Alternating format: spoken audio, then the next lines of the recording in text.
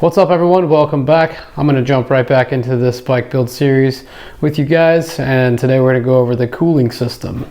So we're going to start at protecting the cooling system with the radiator cage. We're going to talk about the fans, the cap, we're going to talk about the thermostat, and we'll talk about the coolant. First off, we've got this radiator sitting in a radiator cage.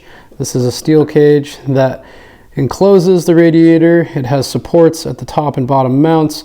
With all the wheelies and the things that we do and the aggressive riding that we do, it could cause these fins to separate. It could damage the radiator, and it could open up the lines and create leaks. So the radiator cage helps hold everything together. So we've got two fans on the back of this radiator that bolt up to that radiator cage. They're Panasonic fans. They come off of a Yamaha R6. So these fans spin at a pretty high CFM.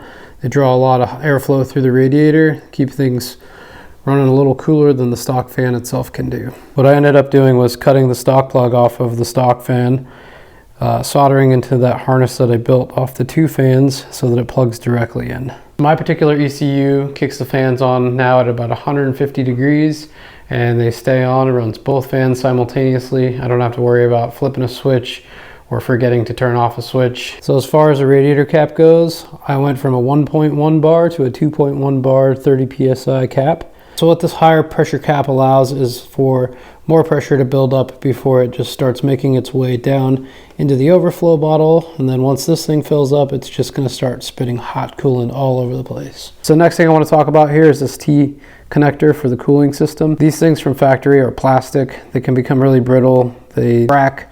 All that pressure and that hot coolant has to go somewhere. I know people that have been seriously injured by these things coming apart. So I take these off of a 2007, 2008 ZX6. You can find them on eBay. Sometimes you got to clean up some corrosion and stuff, but these things are metal. They're not going to come apart on you. This thing can spare you a lot of injury and just damage. So for a couple bucks, that's totally worth it.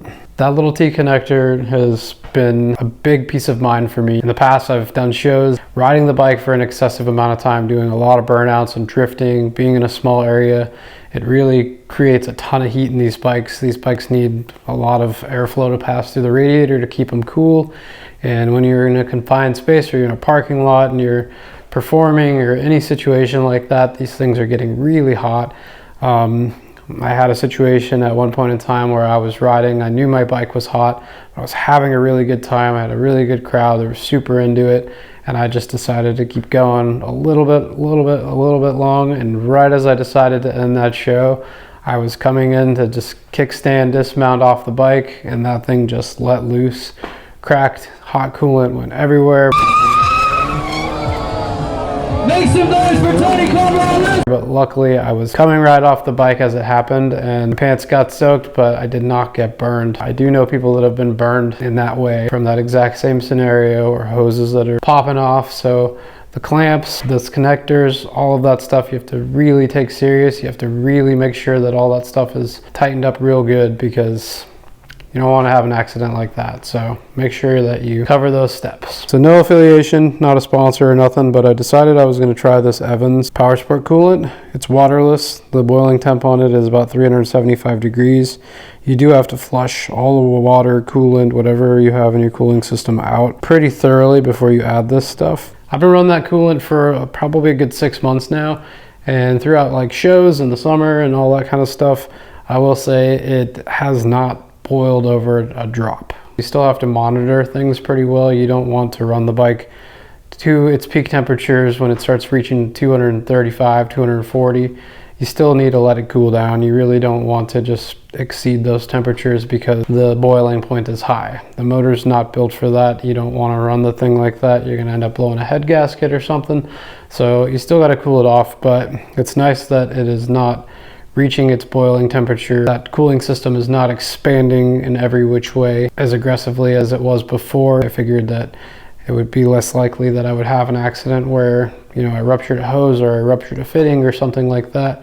So, and it's also nice that stuff is just not pissing out all over the ground with this other types of coolants.